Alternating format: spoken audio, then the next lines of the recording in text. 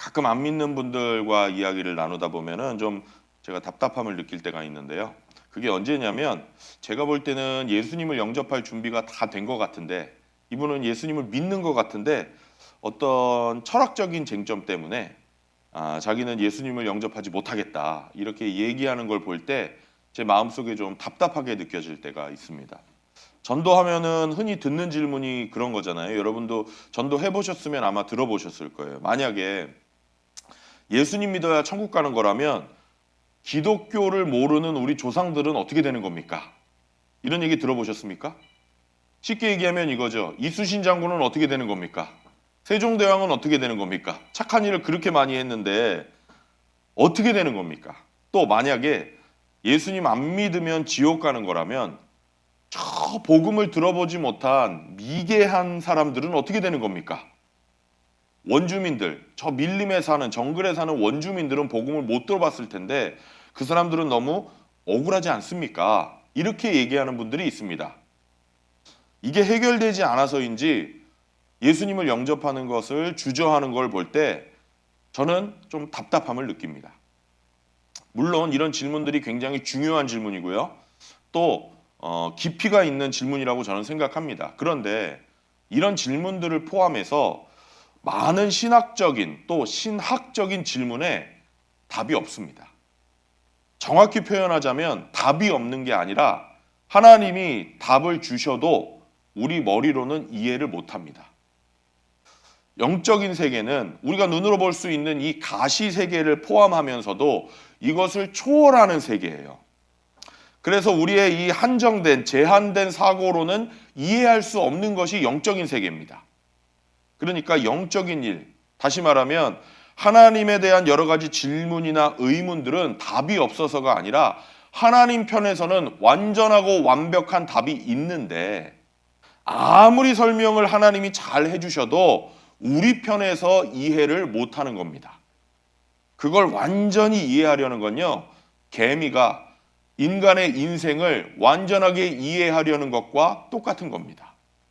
개미에게 여러분이 개미를 딱 앉혀놓고 인간의 일생을 설명하면 개미가 이해하겠습니까? 제가 자주 예를 들잖아요.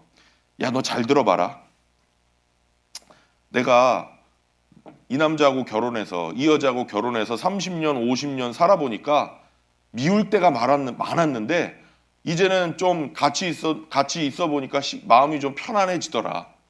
어떠세요? 그 내용이 아멘이냐고 제가 여쭤본 게 아니라 개미가 그걸 이해하겠습니까? 기회를 잘 살리셔서 집에 가서 칭찬 들으시겠습니다, 오늘. 개미가 그걸 이해할 수 있겠습니까? 아니, 사람을 달나라로 보내고 화성으로 보내는 그런 로켓 기술을 개미에게 설명하면 개미가 이해하겠습니까? 마찬가지로 하나님의 일은요, 우리가 어떤 것은 아무리 하나님이 다 세세하게 설명해 주셔도 우리 인간이 이해할 수 없는 게 있다는 겁니다. 그런 게 많아요. 엄청 많습니다. 그런데 나는 이게 다 이해가 되고 이런 질문들에 대해서 완벽한 답을 얻어야만 예수님을 믿겠다. 이거 얼마나 답답한 소리입니까? 또 나는 이런 신앙적인 질문에 완벽한 답을 얻어야만 이미 예수님을 믿고 있지만 헌신하는 삶을 살겠다. 이런 분들을 볼 때도 저는 얼마나 답답한지 몰라요. 오늘 본문 말씀을 통해서 왜 이렇게 사람들이 예수님을 믿지 못하는지, 또 예수님을 이미 믿고 이 신앙생활을 하시는 분들 중에서도 왜 이렇게 깊이 있는 헌신을 하지 못하는지, 믿지 못하는 어리석음에 대해서 이 두 가지로 나누어서 함께 생각하면서 함께 부활의 아침에 은혜를 나누기를 원하는데요. 믿어지는 게 얼마나 큰 축복인지 깨닫는 시간이 되었으면 좋겠습니다. 믿지 못하는 어리석음. 첫째는 신학적인 논쟁을 하느라고 믿지 못하는 어리석음입니다. 신학적인 논쟁 때문에 믿지 못하는 어리석음. 오늘 본문 말씀에 보면 어떤 신학적인 쟁점으로 인해서 논쟁을 벌이느라고 예수님을 믿지 못하는 사람들이 나옵니다. 예수님이 지난번에 무슨 말씀을 하셨냐면 이제 내가 십자가에서 죽을 것이고 내가 십자가에 달리면 나는 사람들을 하나님 아버지께로 이끌어 올 것이다 라고 예수님이 말씀하셨습니다. 대단한 구원 계획을 말씀하신 거예요. 여러분, 이게 얼마나 엄청난 얘기입니까? 생각해 보세요. 온 인류가 죄 때문에 타락을 했는데 예수님 자신의 죽음을 통해서 우리 죄를 대신해서 죽으시는 이 대속의 죽음을 통해서 사람을 구원하신다. 이런 엄청난 얘기를 들으면요, 정상적인 사람이라면 어떻게 반응해야 됩니까? 거기에 대해서 좀 더 들려주십시오. 그게 도대체 무슨 얘기입니까? 내가 살아가는데 이렇게 힘든 일들이 있는데 그 굉장히 좋은 소식 같은데 도대체 그게 무슨 뜻입니까? 한 번 더 이야기 좀 해주십시오. 혹은 좀 더 진지한 사람은 어떻게 하면 내가 구원받을 수 있습니까? 이렇게 질문하는 게 정상 아닙니까? 근데 이 사람들은요, 이거를 신학적인 쟁점으로 만들어버립니다. 34절입니다. 읽어보겠습니다. 시작. 그때 무리가 예수께 말하였다. 우리는 율법에서 그리스도는 영원히 살아 계신다는 것을 배웠습니다. 그런데 어떻게 당신은 인자가 들려야 한다고 말씀하십니까? 인자가 누구입니까? 우리 예수님은 자신의 죽음과 자신의 죽음을 통한 인류의 구원을 말씀하고 계시는데 이 사람들은 이렇게 얘기합니다. 인자가 누굽니까? 인자가 누구인지 정의해 보세요. 구약 성경에 그리스도는 영원히 죽지 않는다고 예언이 돼 있는데 인자가 진짜 그리스도라면 어떻게 그리스도가 죽는다는 뜻입니까? 당신이 지금 인자가 달려서 십자가에 달려서 죽는다고 말하는 건요, 신학적으로 말이 안 되는 소리 아닙니까? 이렇게 신학적인 논쟁을 하자고 예수님께 덤비고 있는 겁니다. 예수님이 안타까우셨던 것 같아요.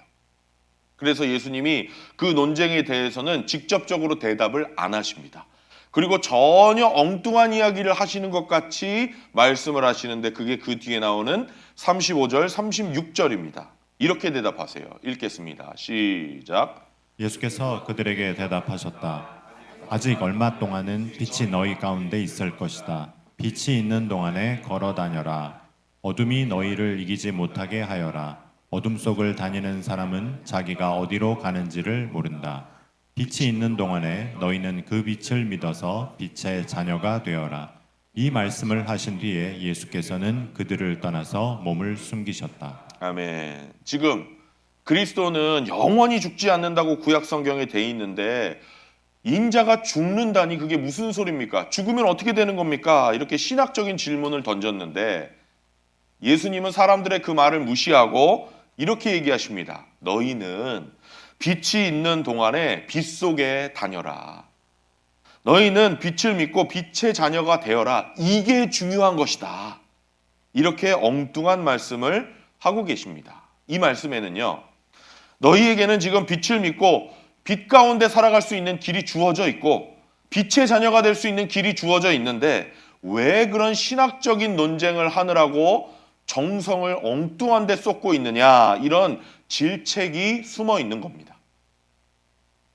예수님이 이 자리에 오신다면 아마 저와 여러분에게도 똑같이 꾸중하실지 모르겠습니다.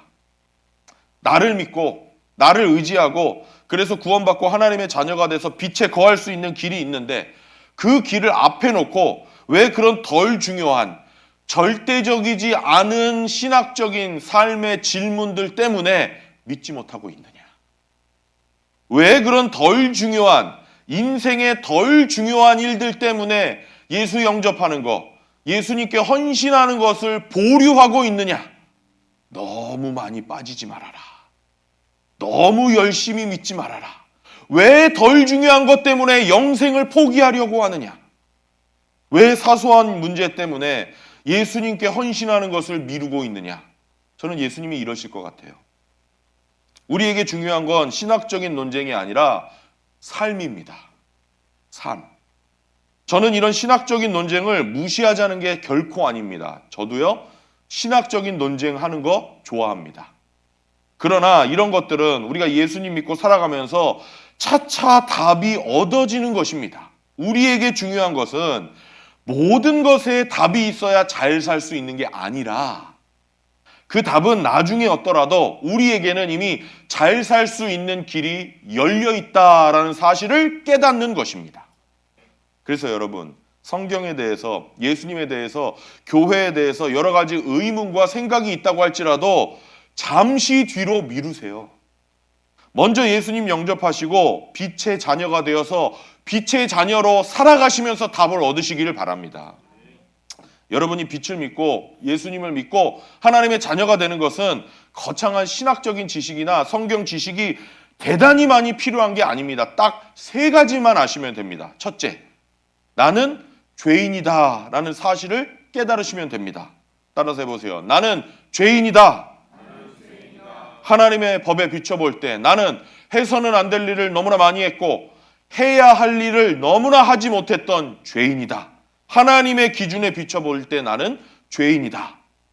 두 번째는 예수님이 이 세상에 오셔서 완벽한 삶을 사셨고 그분이 내가 받아야 될 죄인인 내가 받아야 될 형벌을 완벽하게 대신 받으셨다라는 사실을 믿는 것입니다. 뭐 하는 것이다고요? 믿는 것입니다. 그리고 세 번째는 예수님이 십자가에서 죽으셨을 뿐 아니라 죽음을 이기시고 부활하셨다. 이 사실을 믿는 것입니다. 예수님이 부활하셨기 때문에 나도 그분을 따라서 부활할 것이다 라고 믿는 것입니다. 여러분, 이 세 가지를 하시면 되는 겁니다. 나는 죄인입니다. 예수님이 나 때문에 죽으셨습니다. 나도 예수님처럼 부활할 것을 믿습니다. 많은 성경 지식이 필요 없습니다. 많은 신학적인 배경이 필요가 없어요. 이 단순한 사실 세 가지를 아시면 여러분은 예수님을 주님으로 영접할 준비가 되신 줄로 믿습니다. 예수님을 주님으로 영접한다는 것은 부활하셔서 지금도 살아계시는 예수님에게 내 삶을 맡기는 것을 의미합니다. 내 삶을 맡기는 겁니다. 어떻게 맡기느냐? 기도로 맡깁니다. 예수님, 내 삶에 들어오셔서 내 모든 죄를 깨끗하게 씻어주시고 내 인생의 주인이 되어주십시오. 나를 하나님이 원하시는 사람으로 만들어주시고 하나님이 원하시는 삶을 살 수 있도록 인도해 주십시오. 이게 하나님께 내 삶을 맡기는 기도입니다. 신학적인 지식이 없고 성경 지식이 부족해도 이런 기본적인 사실만 알고 있으면 우리는 예수님을 믿어서 하나님의 자녀가 될 수 있는 것입니다. 근데 이런 단순한 길, 이런 뻔한 길이 있는데 지금 당장 꼭 필요한 것도 아니고 나에게 반드시 중요한 것도 아닌 그런 질문들 때문에 중요한 결정을 뒤로 미루는 분들을 볼 때 얼마나 안타까운 일입니까? 이 자리에 계신 성도님들 중에 아직 오늘까지 예수님을 영접하지 않으신 분이 계시다면 오늘 예수님을 영접하는 그날이 되시기를 바랍니다. 예수님께 헌신하는 삶을 사는 것도 마찬가지예요. 어떤 분들은 나는 교회 다닌 지 얼마 안 돼서 헌신하는 삶을 못 살겠다. 아직은 성경을 더 많이 알아야겠다. 예수에게 너무 미치는 것은 좀 손해보는 것 같다. 교회에 너무 빠지는 건 안 되는 것 같다. 예, 그런 시간이 물론 필요합니다. 신앙 성장해야 되고요. 하나님과의 깊은 관계로 들어가려면 성경도 알아야 됩니다. 시간이 있어야 됩니다. 그리고 남을 가르치고 전도하기 위해서는 신학적인 질문에 대한 답을 알아야 될 필요도 있습니다. 그런데요. 하나님께 헌신하는 삶을 사는 데는요. 그렇게 많은 지식이 필요한 것은 아닙니다. 예를 들어볼까요? 여러분, 예수님을 영접하셨으니까 예수님을 영접하셨다면 나는 하나님의 자녀라는 것을 믿으십니까? 믿으세요? 하나님이 전지전능하다는 거 믿으십니까? 하나님이 내가 예수님의 이름으로 기도하면 들어주신다는 거 믿으십니까? 이 세 개만 한번 철저히 믿어보세요. 내 삶이 어떻게 될까요? 나는 하나님의 사랑받는 자녀다. 하나님은 전지전능하시다. 하나님은 나의 기도를 들어주신다. 이 세 가지를 알고 이 믿는 대로 한번 살아보시라는 거예요. 그러면 내가 어떤 삶을 살게 될까요?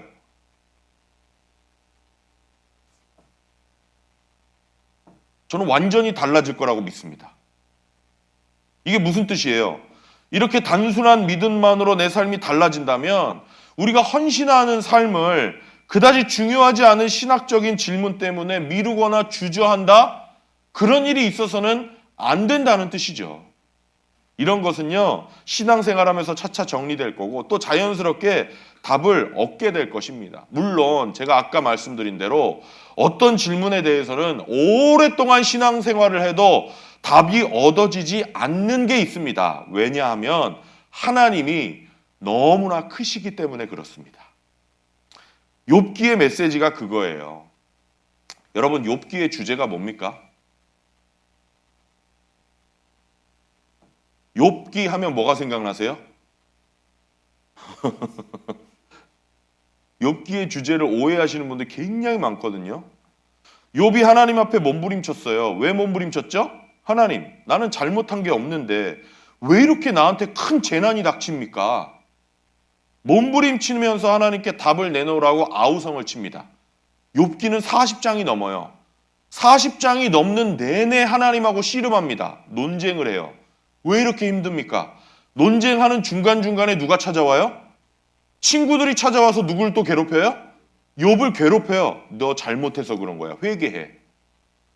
하나님한테 아우성을 쳐요. 내가 왜 고난받아야 되는지 이유라도 좀 알려주십시오. 하나님이 대답을 하십니까?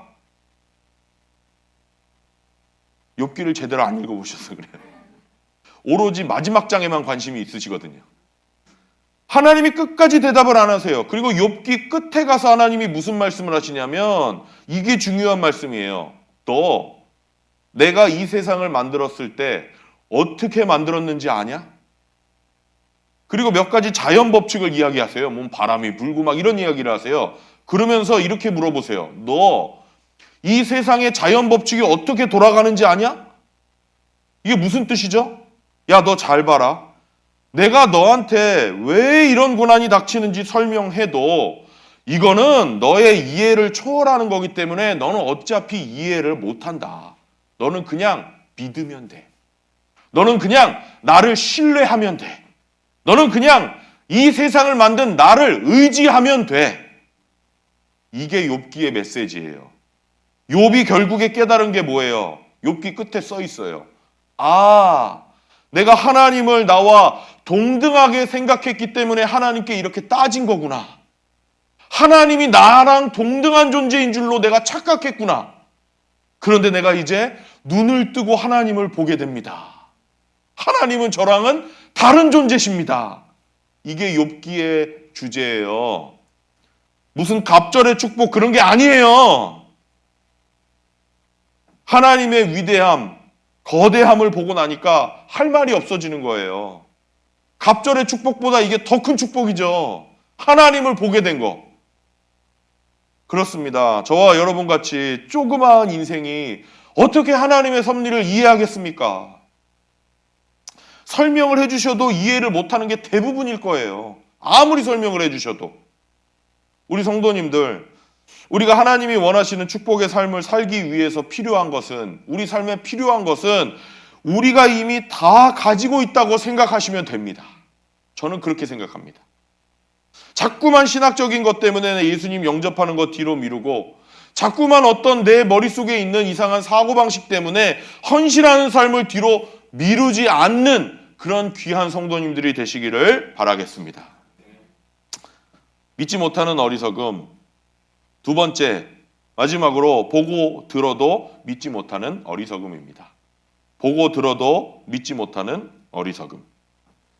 이렇게 이론적인 신학 논쟁을 좋아했던 바리새인들은요, 예수님을 직접 만났습니다. 그렇죠? 예수님 얼굴 우리는 못 봤지만 그 바리새인들은 예수님 얼굴 봤잖아요, 그 당시에. 근데도 구원을 못 받았습니다. 구원의 기회를 놓쳤습니다. 37절 읽어보겠습니다. 시작. 예수께서 그렇게 많은 표징을 그들 앞에서 행하셨으나 그들은 예수를 믿지 아니하였다. 와, 이거 놀라운 말씀 아닙니까? 유대인들은 구약 성경을 가지고 있는 사람들이에요. 구약 성경을 외우고 있었어요, 심지어 이 사람들은. 그리고 바로 옆에 지금 누가 있어요? 예수님이 있어요. 그리고 예수님이 기적을 행하시는 걸 이 사람들이 봤습니까? 못 봤습니까? 설교를 들었습니까? 못 들었습니까? 와, 그러면서도 믿지를 않았습니다. 그래서 저는 어떤 분이 이렇게 얘기하는 거 안 믿어요. 저 하나님 보면 믿을게요. 저 기적을 보면 믿을게요. 그렇게 얘기할 때 제가 아 그러세요? 이렇게 얘기하거든요. 속으로는 제가 어떨까요? 안 믿습니다. 여기 성경에 써 있잖아요. 예수님이 코앞에 나타나셔도 안 믿을 사람은 안 믿어요. 오병이어를 경험해도 안 믿을 사람은 안 믿습니다. 또 논쟁하자고 아마 덤빌 거예요. 마찬가지로 지금 시대도요. 예수님이 성령님이 기적을 보여주셔도 기적을 직접 체험해도요. 안 믿을 사람은 안 믿을 겁니다. 여전히 자기 나름대로 이거는 이런 과학 이론 때문에 그런 거야 라고 이론을 가져다가 설명할 거예요. 바로 여기 이스라엘 백성들이 그랬어요. 이 사람들이 왜 이렇게 믿지를 못했느냐? 사도 요한이, 이 요한복음을 쓴 사도 요한이 아주 놀라운 이야기를 하는데요. 왜 이스라엘 사람들이 못 믿었는지 아느냐? 하나님이 못 믿게 하셨다. 하나님이 못 믿게 하셨다. 그게 바로 38절입니다. 38절 읽겠습니다. 시작. 그리하여 예언자 이사야가 한 말이 이루어졌다. 주님, 우리가 전한 것을 누가 믿었으며 주님의 팔이 누구에게 나타났습니까? 아멘. 이 말씀은 유명한 이사야서 53장에 나오는 첫 번째 절 말씀이에요. 53장 1절을 예수님이 그대로 얘기한 거예요. 주님, 우리가 전한 것을 누가 믿었으며 주님의 팔이 누구에게 나타났습니까? 이 53장은 장차 오실 예수님을 예언하는 말씀이거든요. 예수님에 대한 예언의 시작이 이 말씀이에요. 이게 무슨 뜻이에요? 멋있는 말 같죠? 멋있는 말이 아니라 이게 이런 뜻이에요. 예수 그리스도가 와서 복음을 전한다 한들 누가 믿겠습니까? 이런 뜻이에요. 이게 예수님에 대한 예언의 첫 번째 절이에요. 39절에서 또 이렇게 말씀합니다. 읽겠습니다. 시작. 그들이 믿을 수 없었던 까닭을 이사야가 또 이렇게 말하였다. 예. 그리고 나서 계속되는 40절에서 인용하는 말씀은 예수님이 이사야서 6장에서 가지고 와서 인용하는 말씀이에요. 읽어보겠습니다. 시작. 주님께서 그들의 눈을 멀게 하시고 그들의 마음을 무디게 하셨다. 그것은 그들이 눈이 있어도 보지 못하게 하고 마음으로 깨달아서 돌아서지 못하게 하여 나에게 고침을 받지 못하게 하려는 것이다. 와, 무섭지 않습니까? 여러분 이게 무슨 뜻입니까? 왜 믿지 못하는지 아느냐? 하나님께서 눈을 뜨고 있어도 보지 못하게 하시고 귀를 열고 들어도 이해하지 못하게 하시는 것이다. 하나님 말씀을 이런 하나님의 말씀을 읽으면 우리 좀 당황합니다. 하나님은 분명히 우리를 다 구원하기 원하시고 성경에 보면 하나님은 사랑이라고 말씀하셨는데 어떻게 하나님이 우리가 눈을 뜨고 있어도 못 보게 하시고 귀를 열고 들어도 이해하지 못하게 하셔서 하나님을 예수님을 못 믿게 하시냐? 그래서 많은 성경학자들이요. 우리가 이 말씀을 받아들이는데 불편하지 않도록 다른 방법으로 설명해 보려고 애를 씁니다. 그런데 아무리 노력해도 이 말씀의 의미를 저는 약화시켜서는 안 된다고 생각합니다. 여러 성경을 종합해 보면 저는 이렇게 결론 내릴 수 있을 것 같아요. 하나님이 어떤 때는 정말 우리가 믿지 못하게 하실 때가 있다는 겁니다. 하나님이 경고하시고 경고하시고 경고하시는데 잘 들으셔야 돼요. 뭐 하시는데? 경고하시고 경고하시고 경고하시는데 이거를 거부하다가 어떤 한계점에 도달하고 그 지점을 딱 넘어서면 그 다음부터는 어떻게 되느냐? 눈으로 봐도 보지 못하고 귀로 들어도 듣지 못하는 상태로 접어들 때가 있다는 겁니다. 이스라엘 역사에 이게 잘 나타나 있어요. 하나님이 이스라엘 백성들이 하나님의 백성답게 살지 못하니까 예언자들을 보내서 계속 경고하셨습니다. 그게 구약 성경의 내용이잖아요. 예언자들이 이렇게 얘기해요. 이스라엘 백성들에게 찾아가서 왕에게 찾아가서 리더들 제사장들에게 찾아가서 정치 지도자들에게 찾아가서 혹은 이스라엘 예루살렘 광장에서 당신들 이러면 큰일 납니다. 당신들 회개해야 됩니다. 하나님 앞으로 돌아가십시다. 이렇게 얘기합니다. 자꾸만 경고합니다. 그런데 100년 동안 200년 동안 경고해도 이스라엘 사람들이 거부했습니다. 그러다가 결국에 하나님이 더 이상은 사람들을 보내서 회개하라라는 말씀을 안 하십니다. 이게 무서운 거예요. 회개하라는 말씀을 안 하세요. 그리고 나서 어떤 이야기를 하시냐? 예언자들을 보내서 이런 이야기를 하기 시작하세요. 이스라엘은 멸망당할 것이다. 이스라엘은 뭐 할 것이다? 멸망당할 것이다. 이게 바로 그 한계점을 통과한 순간입니다. 유다 나라가 멸망할 때 마지막 예언자 역할을 했던 사람이 예레미야라는 사람인데요. 하나님이 이 예레미야에게 하시는 말씀을 보면 너무나 무섭습니다. 이 예레미야 7장 16절 말씀 한번 읽어보겠습니다.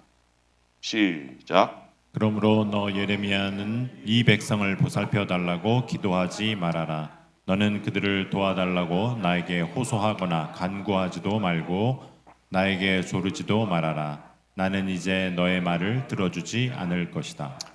예레미야가 기도하고 기도했어요. 하나님 그렇게 하지 마십시오. 유다 나라를 멸망시키지 마십시오.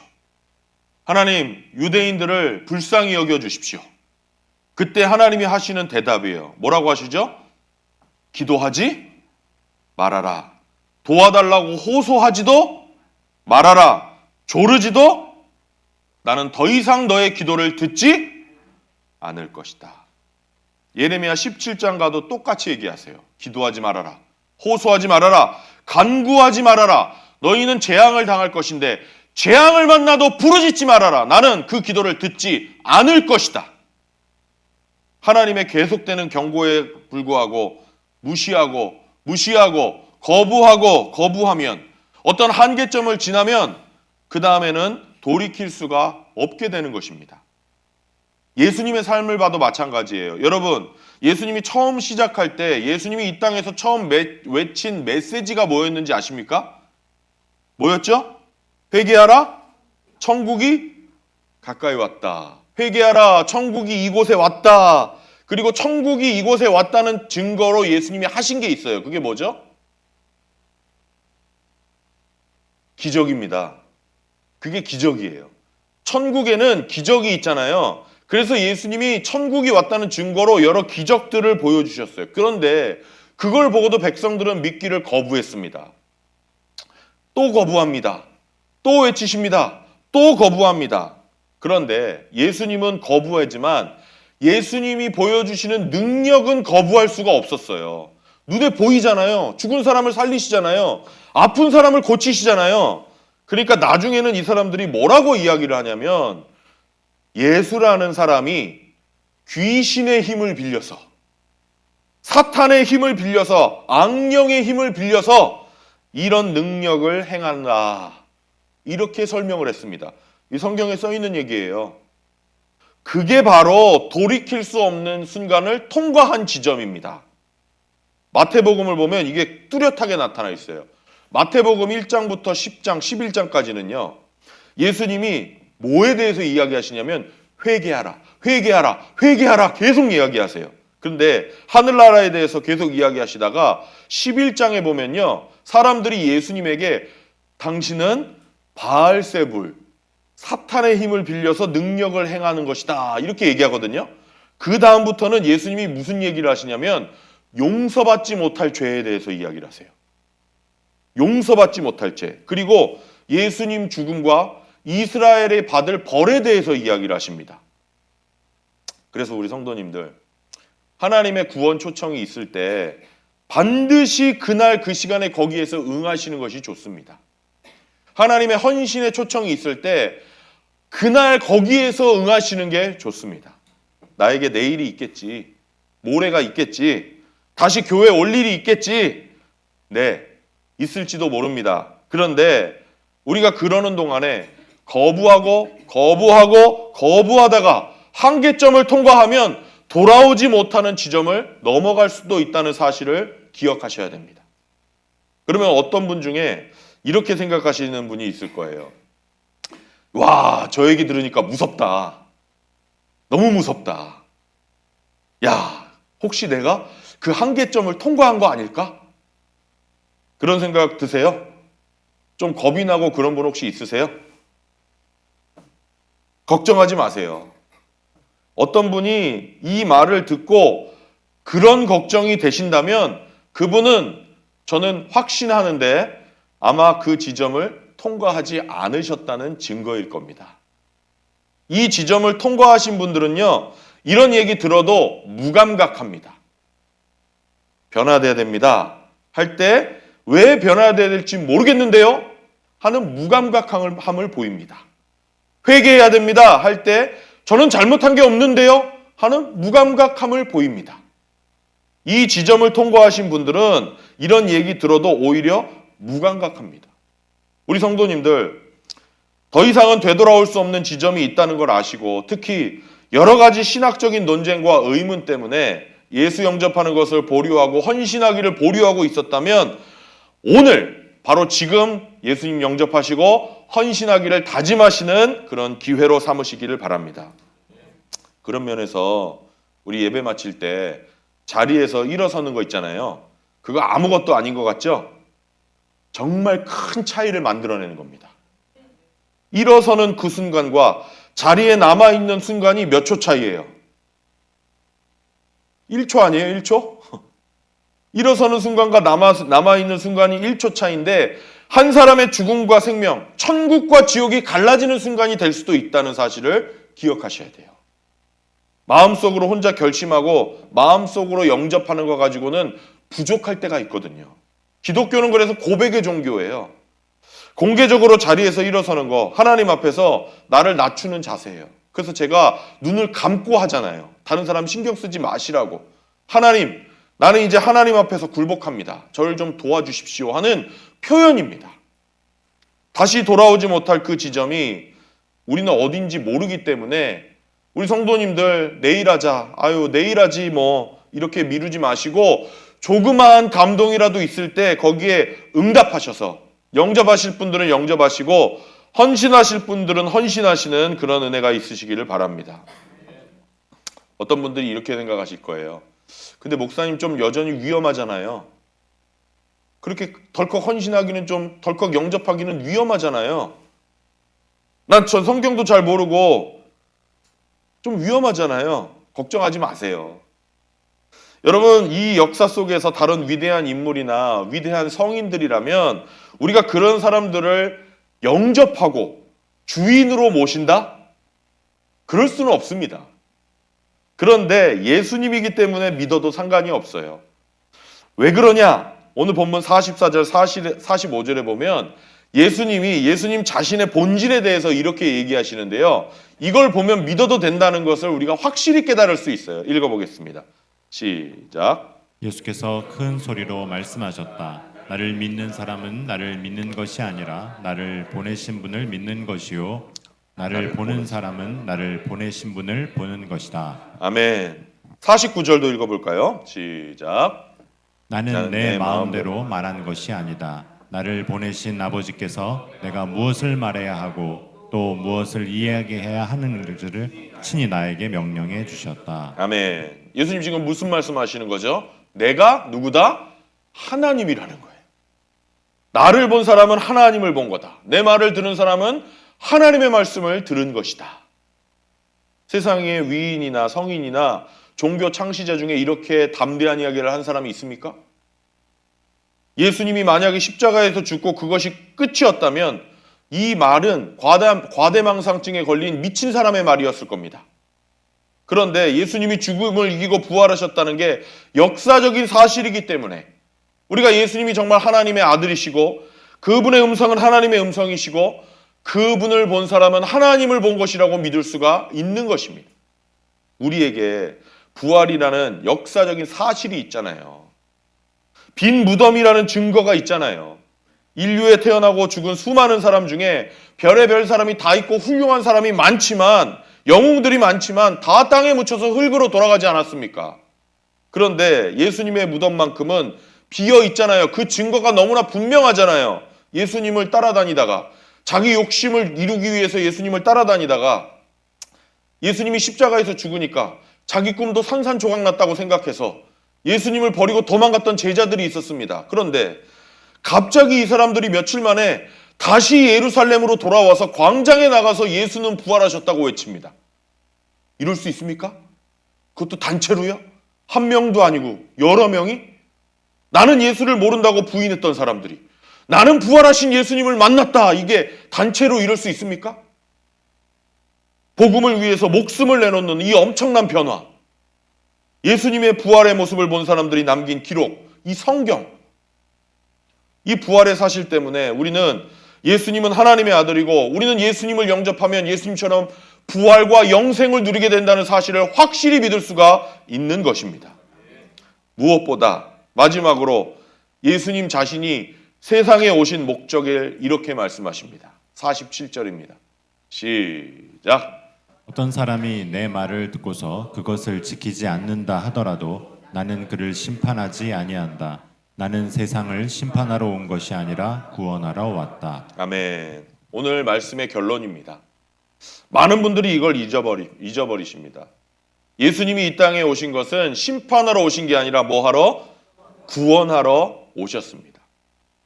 설교를 마치면서요. 아까 우리가 말씀 처음에 시작할 때 했던 질문으로 한번 돌아가 보겠습니다. 복음을, 예수라는 말을 전혀 못 들어본 미개한 나라에 사는 사람들은 어떻게 되는 겁니까? 그런 사람들 다 지옥에 보내는 거 불공평하지 않습니까? 이런 질문이 있었잖아요. 어떻게 생각하세요? 맞습니까? 이런 질문을 하는 분들이 가지고 있는 가정이 있어요, 마음속에. 무슨 가정이죠? 인간을 좀 그냥 내버려 두면 다들 이렇게 살다가 천국 가는데 갑자기 예수라는 깡패가 나타나서 깽판을 부리는 거다. 이런 가정입니다. 그러니까 예수 안 믿는다고 지옥 보내는 건 불공평하지 않냐, 이런 말을 하는 겁니다. 천만의 말씀이죠. 여러분, 예수님이 안 오셨으면 모든 인간은 다 지옥으로 가는 겁니다. 우리가 행동으로, 말로, 생각으로 얼마나 많은 죄를 짓고 삽니까? 우리가 해서는 안 될 일을 얼마나 많이 하고 해야 될 일을 얼마나 하지 못하면서 살아갑니까? 우리는 다 지옥을 향해서 가는데 예수님이 오셔서 구원해 주시고 예수님을 믿는 나를 통해서 또 다른 사람을 구원해 주시는 겁니다. 예수님은 심판하러 오신 게 아니라 구원하러 오신 겁니다. 또 어떤 분은 하나님이 사람을 지옥에 보내는 거에 대해서 아주 불만이 많습니다. 아닙니다. 하나님이 누군가를 지옥에 보내는 게 아닙니다. 지옥에 가는 거는 내가 결정하는 겁니다. 누가 결정해요? 내가.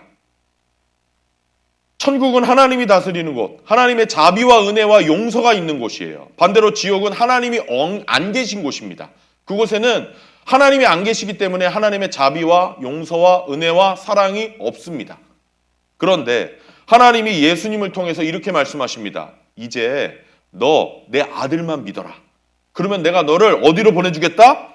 천국으로 보내주겠다 하고 천국 갈 수 있는 길을 활짝 열어주셨습니다. 근데 예수님을 거부한다? 이거 무슨 뜻이에요? 저는 예수님을 통해서 당신의 자녀가 되는 것을 원하지 않습니다. 이런 뜻이잖아요. 하나님이 누군가를 지옥 보내는 게 아니라 누가 지금 결정하는 거죠? 내가 지옥 가기로 결정하는 겁니다. 그렇게 하나님을 거부하고 예수님 거부하는 사람을 하나님이 영원히 하나님과 얼굴을 맞대고 살아야 하는 천국에 억지로 데려가신다? 그러시지 않습니다. 그래? 그렇게 내가 싫으면 그러면 너는 나 없이 살아. 그게 지옥입니다. 예수님이 세상에 오신 것은 우리를 지옥에 보내기 위한 것이 아니라 구원하기 위해서 오신 것입니다. 누구든지 이 아들을 믿기만 하면 하나님의 자녀가 되는 권세를 주셨습니다. 누구든지 예수님을 의지하기만 하면 하나님의 축복인 천국의 삶을 지금부터 살 수 있는 은혜를 주시겠다고 약속해 주셨습니다. 여러분, 이 귀한 초청이 있는데 별로 중요하지도 않은 것 때문에 구원의 초청, 축복의 초청, 이것을 거부하신다고요? 그러지 마세요. 나는 아직 모르는 게 많지만, 앞으로 알아야 할 게 많지만, 주님, 내가 일단 주님 영접합니다. 나는 이 세 가지는 믿어집니다. 다른 건 몰라도 내가 죄인이라는 것은 믿어집니다. 예수님이 나 때문에 죽으셨다는 것도 믿어집니다. 나도 예수님처럼 부활할 것이 믿어집니다. 그러면 일단 영접하는 겁니다. 다른 의무는 예수님 믿으면서 차차 풀려가는 것입니다. 나 아직 모르는 거 많지만 주님 앞에 일단 헌신합니다. 여러분, 이런 귀한 결단과 헌신이 있는 저와 여러분이 되기를 주님의 이름으로 축원합니다. 우리 같이 기도하겠습니다.